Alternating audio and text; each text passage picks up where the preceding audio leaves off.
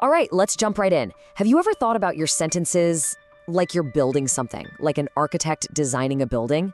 Well, that's exactly what we're going to explore today. The foundations you need to build stronger, more impressive sentences that really make your ideas pop. Think about it like this. Simple sentences are like individual Lego blocks. They're fine on their own, but they don't really create anything spectacular, do they? The real magic, the real fun, happens when you start snapping them together. Combining sentences is how we build bigger, more intricate structures. It's how we turn a pile of basic blocks into something that flows and communicates with real power. So what's our mission here? It's pretty simple, really. We're going to give you the blueprint and the tools to transform writing that feels choppy or disconnected into sentences that flow with confidence and absolute clarity. Okay, first up in our toolkit is the compound sentence. This is your number one tool for when you have two separate ideas that are, equally important. You want to connect them side by side as partners. So what is a compound sentence exactly? Well, it's basically two complete thoughts fused into one. Imagine two puzzle pieces that fit together perfectly.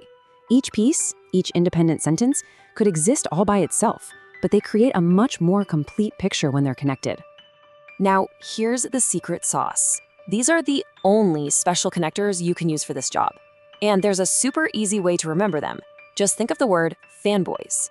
It stands for, and, nor, but, or, yet, and so. These are your essential connector pieces. Oh, and don't you dare forget that all-important comma that goes right before them. And here it is in action. The formula is simple. You take a complete thought, add a comma, drop in a FANBOYS connector, and follow it with another complete thought. Take a look.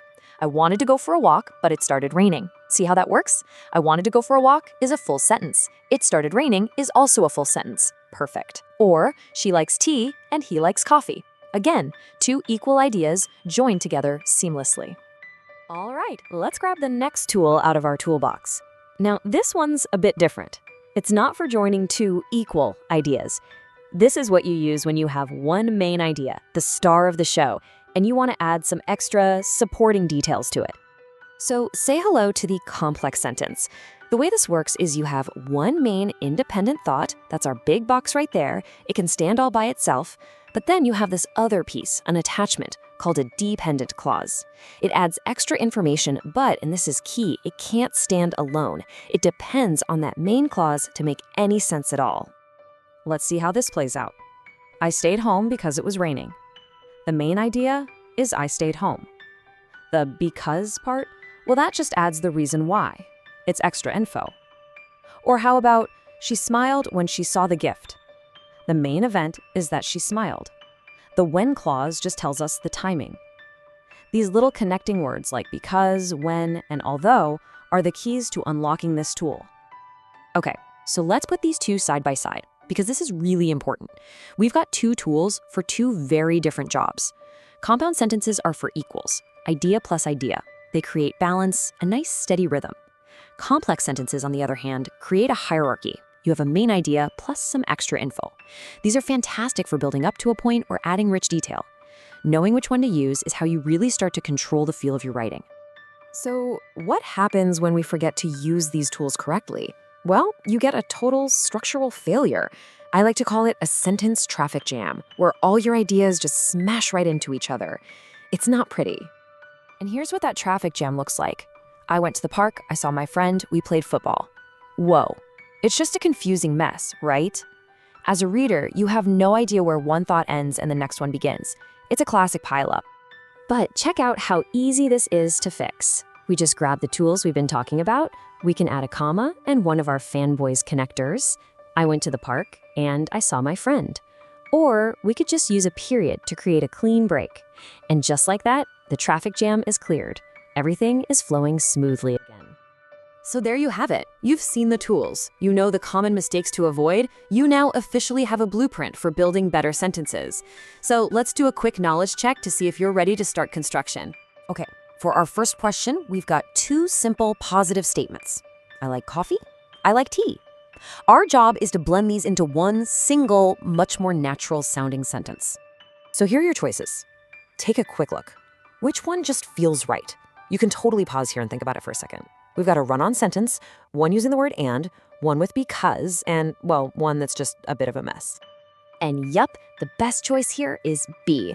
The word and is the perfect tool for this job. It's clean, it's simple, and it does one thing really well. It adds one idea to another similar idea. No fuss, no drama. Okay, that first one was kind of a warm-up, but these little joining words, you might know them as conjunctions, can do way more than just add things together. They can show some really complex relationships, like when two ideas clash, or when one thing causes another. Let's get into that. All right, have a look at question 2. She was tired. She went to work. You feel that? There's a little bit of tension there, right? These two ideas are kind of fighting each other. And that tension is your clue for which word to use. So which one of these options captures that conflict? Option A, with so, suggests that being tired is the reason she went to work, which doesn't make much sense. But C, with although, hints at a surprise. So which word tells the truer story here? The answer has to be C. The word although is absolutely perfect for this. It signals a contrast. It basically means one thing happened in spite of something else. Going to work was the unexpected thing to do when she was tired, and although highlights that contrast perfectly. Okay, on to our next puzzle. It was raining, we stayed home. What's the relationship between these two? This one feels pretty clear, doesn't it? It seems like one of these things is the direct reason for the other. And here are your options. We're looking for a word that connects a cause to an effect. Is it because? Is it but? Or can we just smash the two sentences together and hope for the best? Yup, you got it. Option B is the one. Because is our go-to word for showing cause and effect. It makes the logic crystal clear. The reason we stayed home was the rain. It creates a nice, strong, logical bridge between the two ideas. All right, let's look at question 4. He studied hard. He failed the exam. Oof. This one has that same feeling as our tired example, right? There's that same sense of an unexpected, kind of disappointing result. Now pay close attention to the options here, because this one's a little bit trickier. We have both but and although on the table, and they both seem to show that contrast. So could more than one of these be right? And if you were thinking D, you're absolutely right. Both A and B are correct here. This is great because it shows that you have choices as a writer.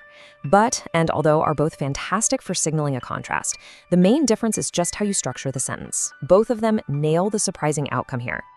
Okay, for our final challenge, we're going to explore a totally new kind of relationship, stating a condition. This is what you do when one thing has to happen before another thing can. So here's our last scenario. I will go for a walk. It stops raining. It's pretty obvious that the walk completely depends on the weather, right? One is conditional on the other. So which of our options here creates that condition? Take a look. We're looking for that one magic word that makes the walk totally dependent on the rain stopping first. And the correct answer is A. If is the classic #1 word for stating a condition. It sets up that dependency perfectly. The walk will happen, but only if the rain stops. So there you have it, challenge complete. Let's just do a super quick review of these powerful little words you can now add to your own writer's toolkit. As you can see, each of these words has a very specific job to do. And adds, but and although show a contrast, because gives a reason, and if sets a condition. Choosing the right one isn't just about grammar, it's about making your writing clear, logical, and powerful. So what's next? You've totally got this for joining two sentences. But what happens when your ideas get even more complex? What happens when you need to connect 3 sentences, or even 4? Well, that's the next challenge to think about.